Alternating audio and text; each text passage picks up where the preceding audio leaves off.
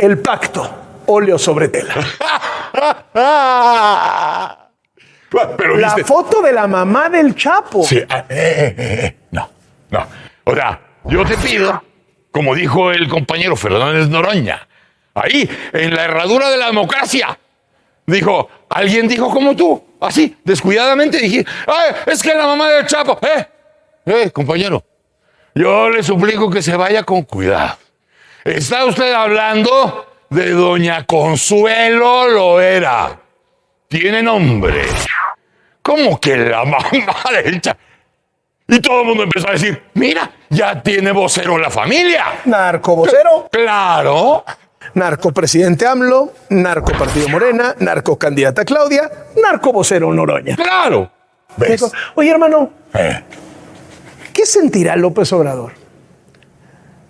De ese presidente del 2019 de 80% de popularidad, de legitimidad democrática y política, líder de América Latina, termina su sexenio como un presidente narco, corrupto y dictador.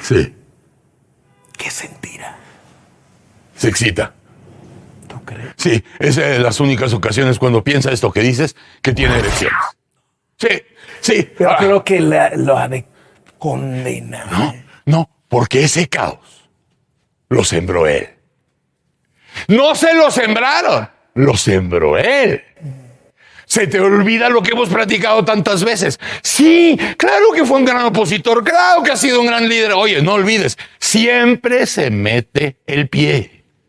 En toda la historia se mete el pie. Está en la línea Yuriria Rodríguez Castro, doctora en Ciencias Penales y Política Criminal. Gracias por tomarnos la llamada. Muy buenas tardes. Buenas tardes, Carlos. Saludos a ti y a todo tu auditorio. Gracias. Estas demostraciones de poder del narco de las últimas semanas en varios estados, quizá teniendo como emblema el desfile ese en donde la gente lo recibe aplaudiendo. ¿Qué está pasando ahí? ¿Está la gente sometida? ¿Está la gente convencida? ¿Es la base social?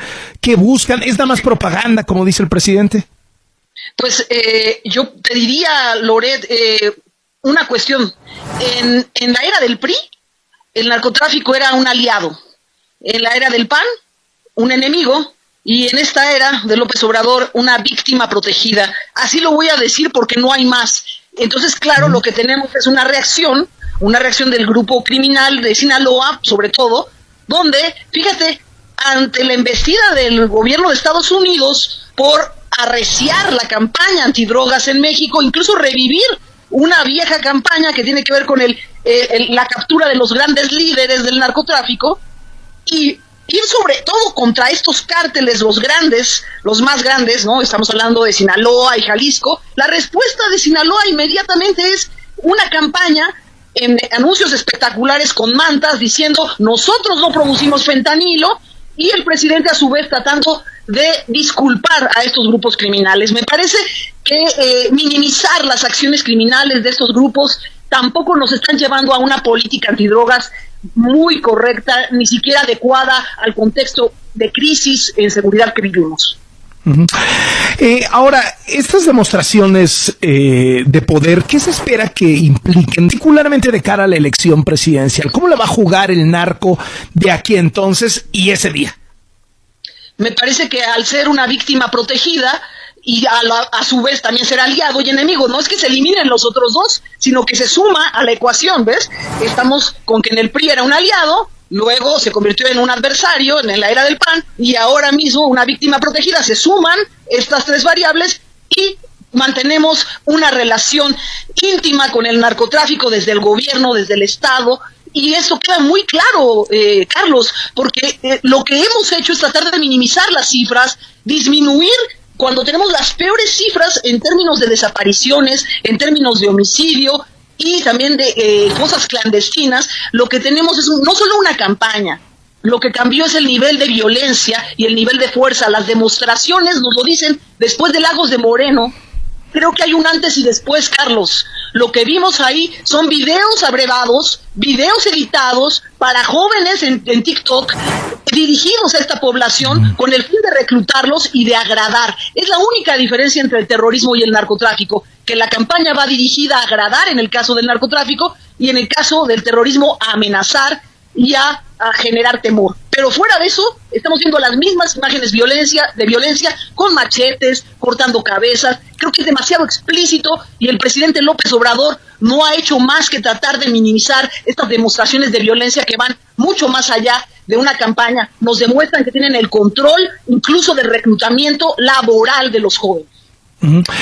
Frente a esto, ¿el ejército qué? Es decir, ¿se siente agraviado? Dice, bueno, pues mejor. ¿El ejército qué? Que digamos, como institución emblema encargada del asunto. El ejército está en un plan de espectador, de testigo, y también arrinconado, como están las fuerzas armadas en general en nuestro país, Carlos. Lo hemos podido ver.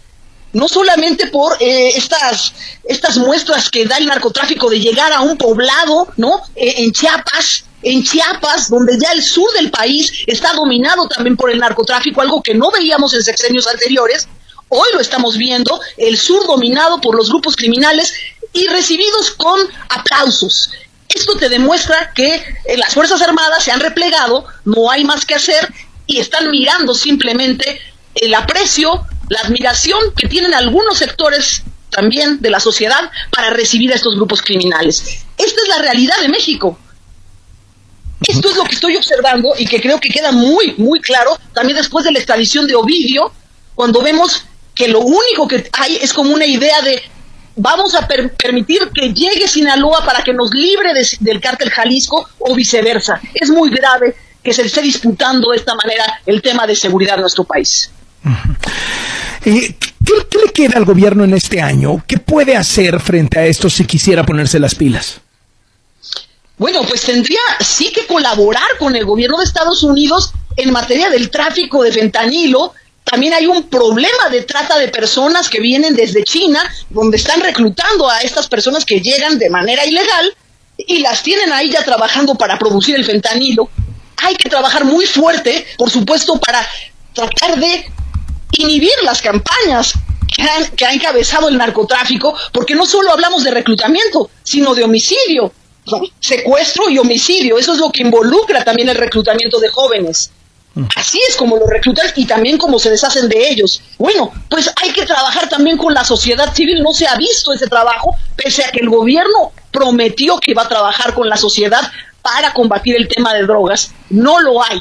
Tenemos ahí estos resultados terribles, estamos hablando de 150,000 homicidios dolosos aproximadamente, casi 3,000 fosas clandestinas, según datos del propio INEGI, ¿no? Y el tema también de 108,846 desaparecidos según la consultora T-Research. Nada más para mencionar cuál es el panorama con el cual vamos a dejar este sexenio y tratar de llegar a un cierre con todos los políticos enfilados y un ambiente de inseguridad nacional.